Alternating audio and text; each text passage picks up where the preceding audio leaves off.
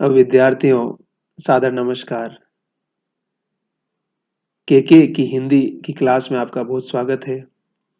और UGC net Hindi की परीक्षा के लिए आप मेरे साथ जुड़िए और हिंदी के पाठ्यक्रम को समझने के लिए मैंने बहुत सारे वीडियो अपलोड किए हैं। आप आइए और कृपया वीडियो पूरा देखिए।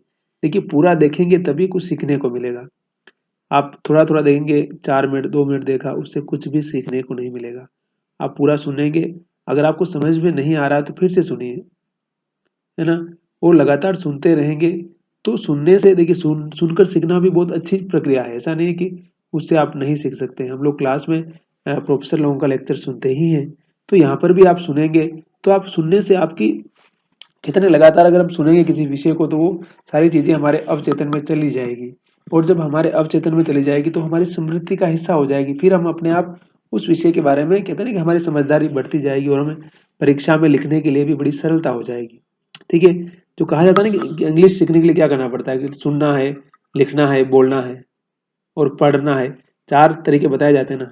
तो हिंदी भाषा को समझने के लिए, हिंदी साहित्य की सारी विधाओं को समझने के लिए भी वही तरीका है कि पेशेंस के साथ हमें लगातार सुनना है, लिखना भी है, फिर उसको पढ़ना भी है बुक को, है ना।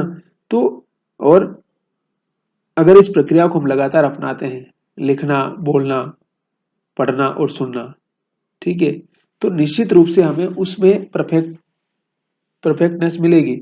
लेकिन थोड़ा समय लगेगा। हाँ, मैं चाहता हूँ कि आज सुना, 2 दिन सुना और तीसरे दिन में मैं उस विषय का विद्वान बन जाऊं, तो वो पॉसिबल नहीं है। साल, 6 महीना, दो, देखिए देखिए एक बार, 1 साल ट्राई कीजिए, पूरा देखिए। 1 साल लगातार आप वीडियो सुनते रहिए, सुनते रहिए। फिर देखिए, 1 साल के बाद आप खुद महसूस करेंगे कि आपके अंदर कितना सारा इम्प्रूवमेंट हुआ कि नहीं हुआ है। ठीक है।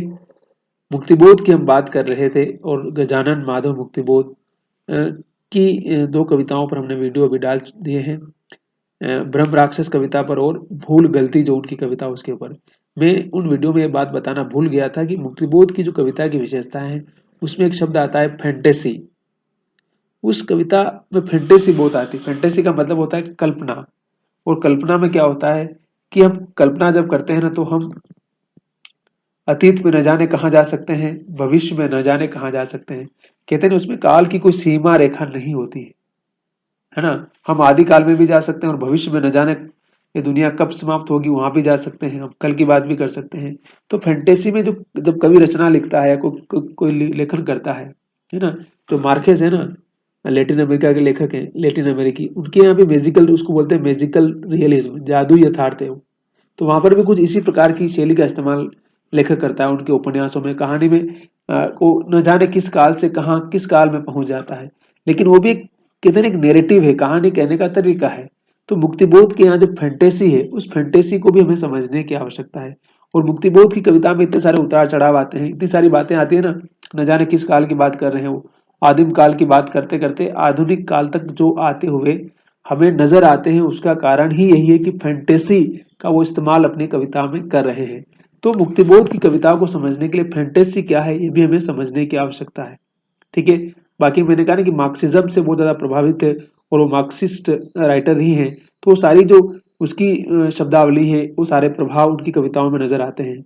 लेकिन फैंटेसी यानी कल्पना का वह रूप जिसमें कवि रचना लिखते हुए देश काल की सीमाओं से परे किसी भी काल में जाता है और कहीं से भी शब्द लेकर आता है। और उसमें कहते हैं किसी प्रकार की क्रमबद्धता नहीं होती, इसलिए क्रम भंग होता हुआ आप मुक्तिबोध की कविता में देख सकते हैं, है ना। एक होता है ना सिलसिला, चलता रहना चाहिए, 1 2 3 4 5 6, वो नहीं चलता। वहां 1 के बाद 10 पे आ जाते हैं, 10 के बाद 100 पे भी जा सकते हैं, 100 से वापस 90 पे भी आ सकते हैं, 80 पे भी आ सकते हैं, वापस 100 पे जा सकते हैं। तो ये जो क्रमबद्धता टूटती है मुक्तिबोध की कविता में, उसका कारण है फैंटेसी। और फैंटेसी का इस्तेमाल उन्होंने बहुत अच्छे से किया है। ठीक है। तो मैं सिर्फ यही बता रहा था कि फैंटेसी का इस्तेमाल करके मुक्तिबोध किस तरह से अपनी कविताएं रचते हुए नजर आते हैं। तो मुक्तिबोध की कविताओं को समझने के लिए फैंटेसी को समझना बहुत जरूरी है। ठीक है। बस इसमें इतना ही।